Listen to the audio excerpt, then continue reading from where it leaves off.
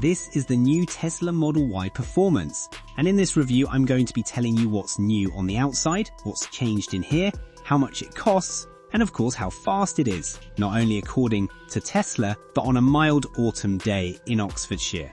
But first, this video is supported by PodDrive, the new all-inclusive home charging subscription from Pod, designed to make powering your EV affordable and totally hassle-free. Check out the description below to find out more. So, fairly obviously, as the name suggests, this is the fastest and the most powerful version of the new Tesla Model Y.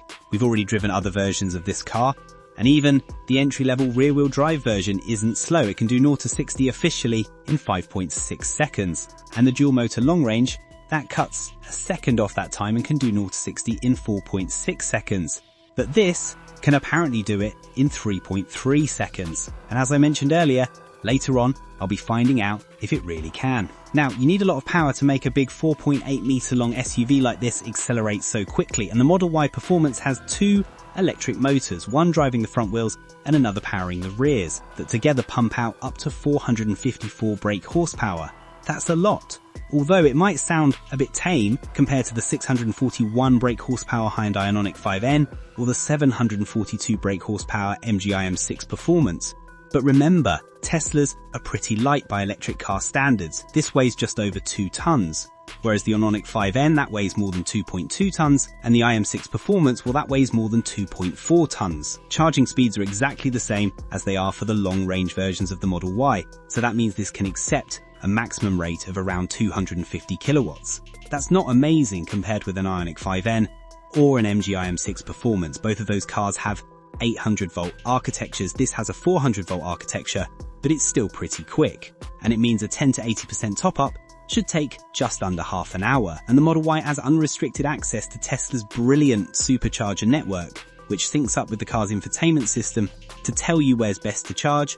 And also, it's cheaper to charge your Tesla at a supercharger than it is a non-Tesla EV, even the ones that are available to other electric cars, unless you sign up to a monthly subscription. And what about range? Well, Tesla is always reluctant to talk official battery sizes, but we have it on good authority that this has a battery with a usable capacity of 79 kilowatt hours, which makes it bigger than the battery in other versions of the Model Y.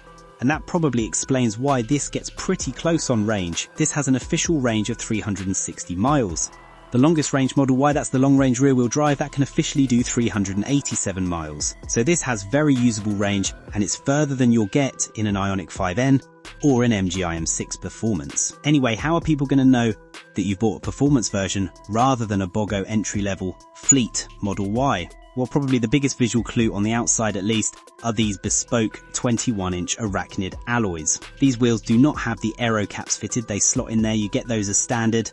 Should be able to see them on screen now, and they help the car slip through the air a little bit better, but you can choose to have them fitted or not. You also get stickier Pirelli PZ rubber, but that's not all, because the Model Y Performance also has a restyled front bumper, a new rear diffuser, and also a carbon fiber spoiler. And all of those things work together to increase downforce. In fact, Tesla says that the new Model Y Performance compared to the old Model Y Performance reduces drag by 10% and lift by 64%. And that should make this more tied down and more composed when you get near its 155 mile an hour top speed. And if it's nighttime and people haven't noticed any of that stuff, they might spot the Performance badge on the puddle lights. There aren't any unique paint colours for the Performance though. Like other Model Ys, this comes in stealth grey as standard, with pearl white, diamond black, deep blue metallic quicks, and this ultra red on the options list. Just bear in mind that those non-standard colours aren't cheap. They cost between £1,300 and £2,600. Now, I'm not going to run you through the size of the boot or how much space there is in the back, because the answer is exactly the same as in any other Model Y. We've done plenty of reviews on this car already, including a triple test against the new MG IM6 and the BYD Sealbind 7, that after you've watched this video, of course, you can watch by clicking the link up there at the top. But there are a few things that are specific to the Model Y Performance, and one of them I'm actually sitting on. These front seats are bespoke for the Performance, and they have more side bolstering to hold you in place better when you're going around corners. Now, the latest generation of the Model Y has better side support than the previous generation model, even when we're not talking about performance versions, but this goes one step further. And these seats do hold you in place really well when you're going around corners quite quickly. They also have adjustable seat base cushions, so I can extend these seat bases out to give myself better under-thigh support.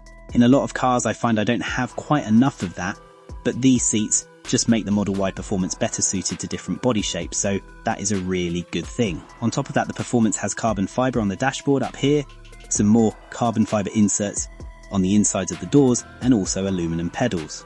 But one change you might not be expecting is that you also get a bigger touchscreen. In the standard Model Y you get a 15.4 inch touchscreen, but this has grown to 16 inches. And okay, that's not a huge difference, but because of these thinner bezels around the side, it just means you get a bit more real estate. And I wouldn't have thought I'd really tell the difference, but you can. This screen does look bigger, and it's a safe bet that this larger screen will be rolled out to other versions of the Model Y and probably the Model 3 in the future.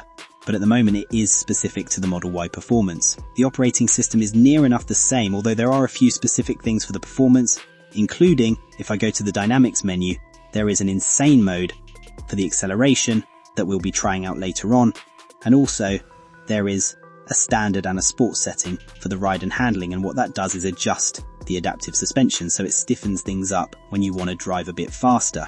There is also the ability to reduce the interference from the stability control and the traction control systems, and that should allow you to have a little bit more fun when you're in the mood. But before we go for a drive on some of Oxfordshire's twistier roads, we have a long, straight piece of road in front of us here, and it's time to find out how fast this is. And to do that, I need to engage insane mode for the acceleration. I've also switched to sport for the ride and handling, not that that should make too much difference, and I have a sophisticated piece of GPS timing gear attached to the windscreen here that will measure my 0 to 60 time. So all I need to do is left foot hard on the brake, right foot hard on the accelerator. The car will tell me ready to launch, release brake to begin, release brake, and we're off.